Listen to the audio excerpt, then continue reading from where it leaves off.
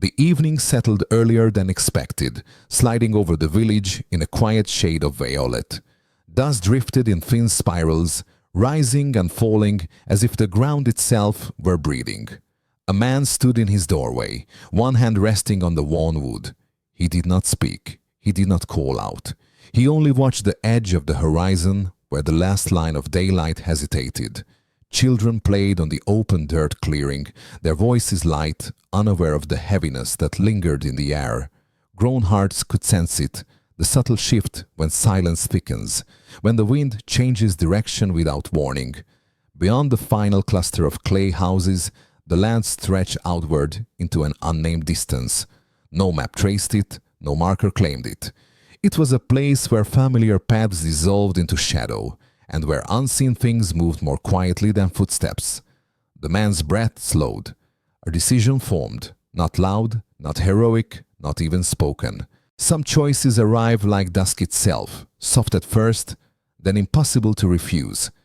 Tonight, he would remain where he stood, not for praise, not for glory, but because the small world behind him needed someone to stay. The Sahel breathes in ways that are difficult to describe.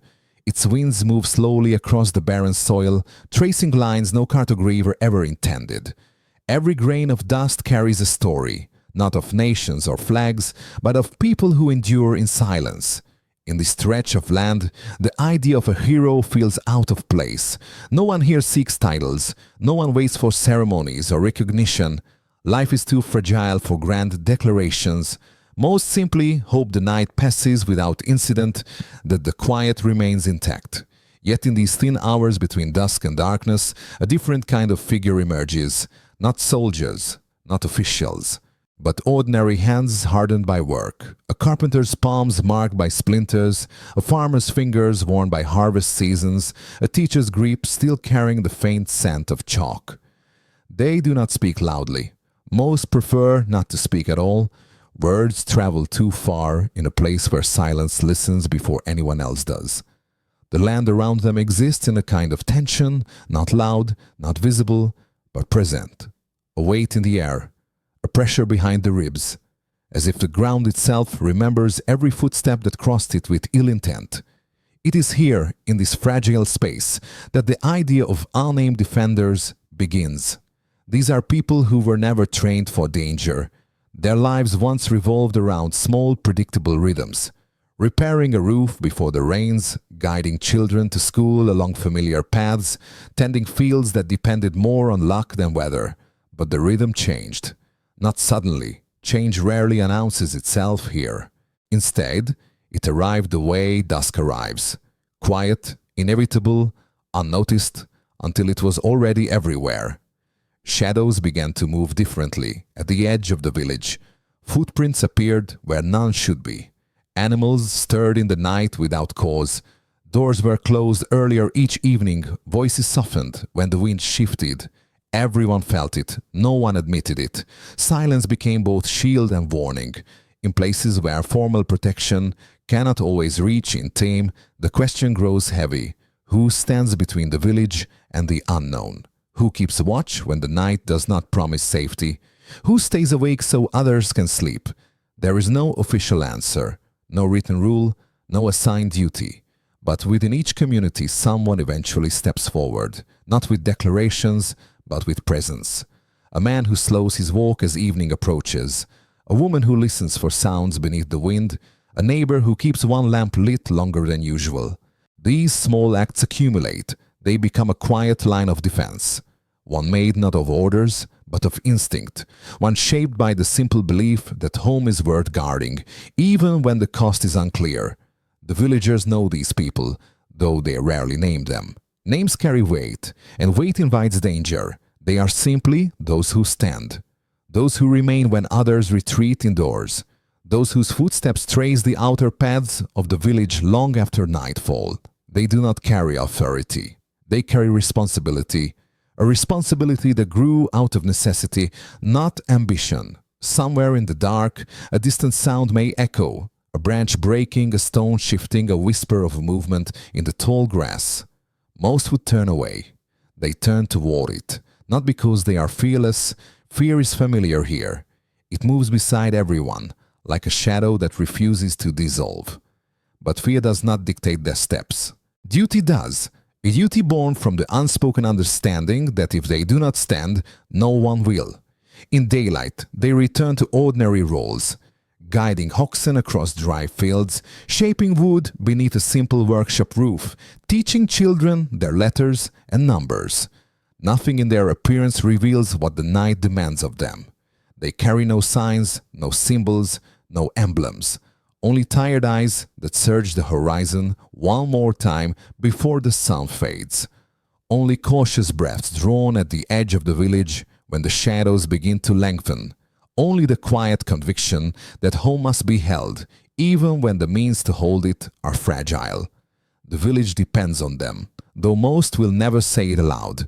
Dependence is dangerous here. Gratitude can be a burden too heavy to carry. Still, everyone knows, without these silent figures, the village would feel hollow, exposed, incomplete. In the dim light of early evening, as lamps flicker to life one by one, these unnamed defenders trace their routes with deliberate calm. Every step is a promise. Every pause is a warning listened to by the earth itself. Every glance into the dark is a question they alone are willing to face. They do not ask for reward. They do not imagine legacy. They understand that what they protect may never know their names, and that perhaps is the point. For in the Sahel, survival is not written in books or carved in stone. It is carried in breaths, in footsteps, in choices made at the edge of fear. And among those choices, one remains constant. Someone must stand. Something in the air shifts, a sign, faint, distant, undeniable, and they sense it before anyone else. The village settled into its evening rhythm, thin and fragile as thread. Smoke from cooking fires drifted upward in pale ribbons, dissolving before they reached the first stars.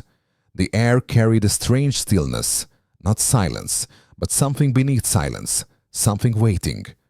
3 men moved through this quiet without drawing attention. They were not leaders. They were not chosen. Yet the paths of their lives bent toward one another on nights like this. The first was a carpenter. His workshop smelled of dry wood, and shavings curled like small sleeping creatures. His hands were thick from years of shaping planks and fixing doors that the wind refused to leave alone. He noticed the change before others, the way dust rose in uneven patterns, the way footsteps slowed on the road, the way the evening breeze seemed to hesitate. He placed his tools on the bench one by one, not abruptly, not out of fear, but with the care of someone preparing for something he could not name. The second was a teacher. He carried the day's chalk dust on his shirt, faint lines of white across faded cloth. Inside the school hut, the last lesson remained on the board, a few uneven letters written by small hands. He stared at them longer than usual, as if seeing them for the first time. Children had left earlier than normal. Parents had come quickly, saying little, guiding them home, with gentle pressure on small shoulders. The teacher walked through the empty room, touching the edge of the desks as though confirming they were still solid. He closed the door behind him with a slow push, listening to the latch fall into place. The third was a farmer. His field lay just beyond the last house, where the soil turned from brown to gray, and the horizon swallowed the sky whole. He sensed unease not through signs or sounds, but through instinct, the same instinct that told him when the earth needed water or when the wind promised a storm. That evening the wind promised something else. He left the tools beside the field and followed the narrow path back toward the village. His eyes moved across the land, reading its surface the way others read letters. Nothing appeared out of place, yet everything felt altered. At the center of the village, the 3 of them met, not by plan, not by summons, by a quiet convergence, like water flowing from different wells into the same basin. They looked at one another, no greetings, no explanations, no questions. Each already knew why the others had come. The carpenter lifted his chin slightly, a silent acknowledgement. The teacher answered with a nod so small it was almost a breath. The farmer exhaled slowly, as if sealing an unspoken pact. Around them, the village moved into its evening rituals. A woman swept the last of the dust from her doorway. A mother hummed to a restless child. An old man adjusted the lantern hanging outside his house, testing its flame against the rising wind. But beneath these ordinary motions, everyone sensed the same shift. The quiet was too careful, the darkness too early, the air too heavy. From the east, beyond the cluster of acacia trees, a faint tremor disturbed the loose soil, barely noticeable, barely sound. Yet the three men turned their heads at the same moment. They did not run. They did not hide. Instead, they walked toward the edge of the village, each step deliberate, each breath measured, not rushing. Haste breaks courage, not stalling. Hesitation invites danger. They simply moved with the certainty of people who had already decided where they needed to be. Behind them, a few villagers watched. A mother held her child closer. A young boy gripped his father's sleeve. An elder whispered a quiet phrase that was neither prayer nor warning, just a hope carried on trembling air. The carpenter placed his hand on a wooden post, feeling its roughness, grounding himself. The teacher closed his eyes for a moment, recalling the faces of his students, the curve of their handwriting, the way they looked at him for answers he did not always have. The farmer scanned the horizon, reading the land's language, searching for signs the earth had not yet revealed. The three stood side by side, not in formation, not in rank, but in presence, the kind that makes a line without marking it. The evening darkened further, drawing shadows around them like a tightening cloak. Their silhouettes merged with the dim shapes of the outer houses, as if the village itself had reached outward to meet them. They did not speak. Words would only break the fragile balance of the moment. Instead, they listened. To the wind passing through dry grass, to a distant thud, to the quiet tension pulling at the edges of the night. Their hearts beat in different rhythms, yet the same resolve flowed through each of them. They did not imagine themselves as guardians or heroes. They did not seek honor or memory. Their purpose was simpler, sharper. Hold the line until morning. Hold the fragility of the village together for one more night. In the gathering darkness, the first true sign appeared, subtle, muted, but unmistakable. A shift no lantern could reveal. A movement the eye barely caught. It was enough. Their hands tightened. Their breaths steadied. Their bodies leaned forward with the instinctive readiness of people who had learned to recognize danger before it took form. The night deepened. Something approached, and the three men faced it before anyone else knew it was there. Night does not fall suddenly in the Sahel. It drifts downward in thin layers, settling over roofs, paths, and breath. Shadows lengthen quietly, as if trying not to disturb the fragile routines of the village. Yet everyone knows, when darkness thickens, it brings questions no one wants to face.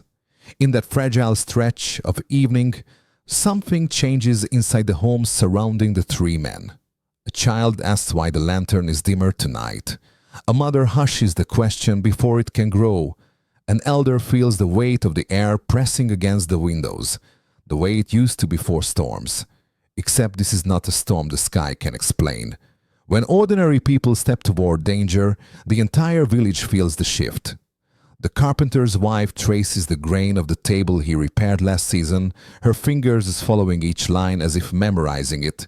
She sits close to the doorway, listening for his footsteps, though she knows he will not return soon.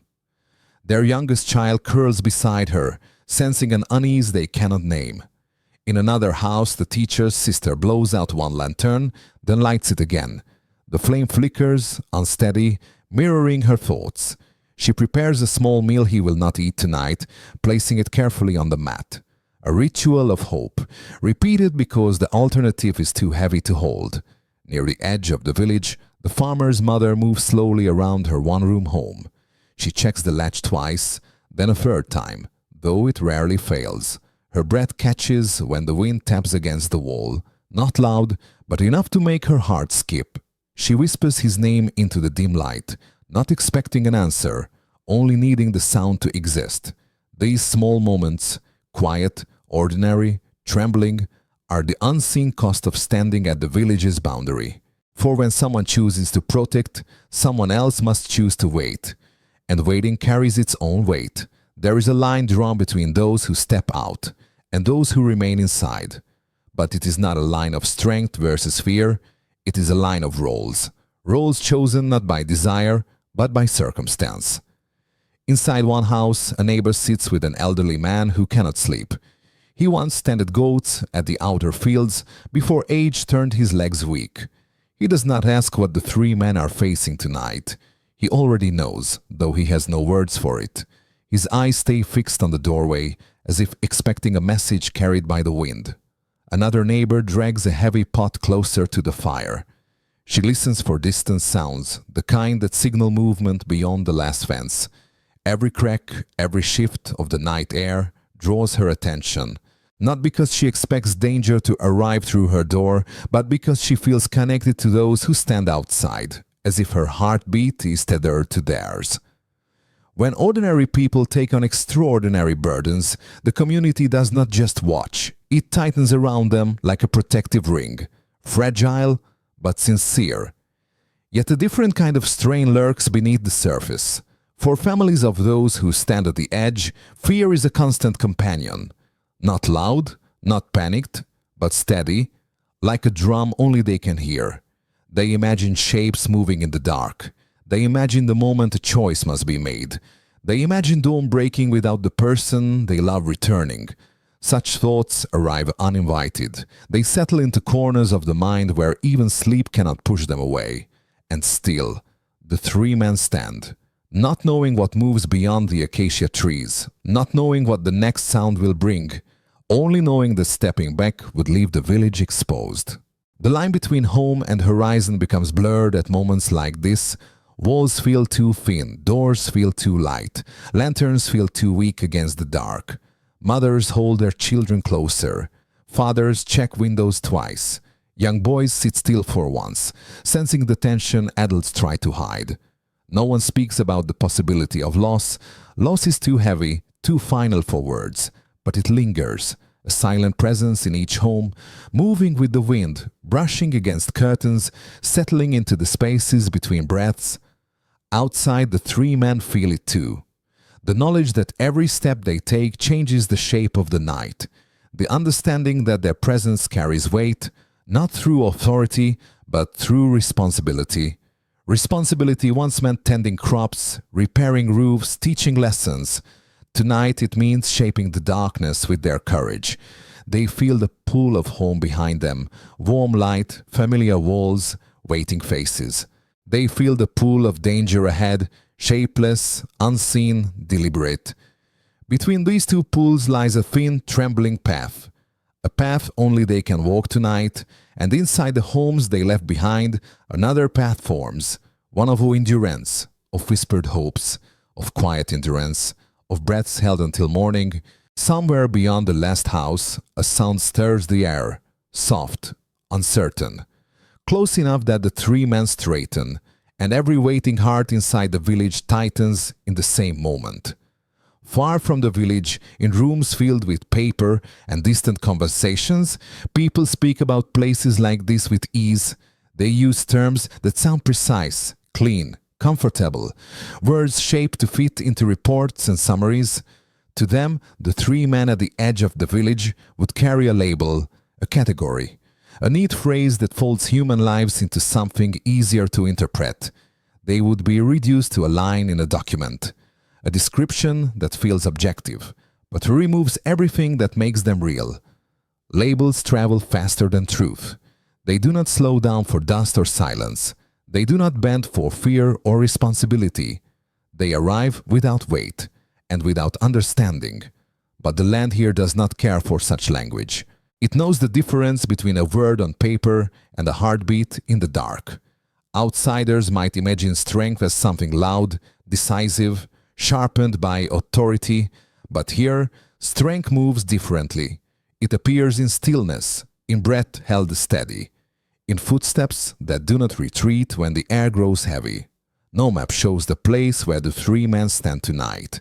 No satellite can measure what it cost them to remain where shadows gather.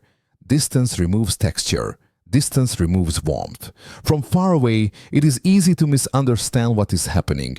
If someone were to arrive from beyond the horizon, they might see only figures against the dark, silhouettes without names. They might question why these men stand where the night is thickest. They might assume motives that have nothing to do with the truth. For the truth here is simple, almost painfully so. They stand because someone must. They stand because home is not protected by definitions or policies. It is protected by the people who refuse to abandon it. Inside their homes, families wait, children pretend to sleep, elders stare at lanterns until the flames tremble. These lives do not appear in the distant perspective. These details are invisible to those who look only from afar. And if an outsider listened carefully, truly carefully, they would hear something beneath the surface of the night, the faint rhythm of people choosing responsibility over safety, the quiet courage that rises when everything familiar is at risk, the fragile unity of a village that depends on those who stand at its boundary. But distant eyes rarely hear such things. They listen to larger stories, louder stories, stories shaped by distance rather than dust. Here nothing is loud, even danger moves softly, even courage whispers. And out in the darkness, between two worlds, the one that watches from afar and the one that breathes on this soil, something begins to shift again. A movement too subtle for distant eyes, but unmistakable to the three who face it. The night stretches longer than memory here. Its silence has weight, settling on shoulders, on rooftops, on the thin paths that hold the village together. Yet, even in this darkness, the three men feel the pull of tomorrow, faint, uncertain, but present. There are always two possible futures in places like this.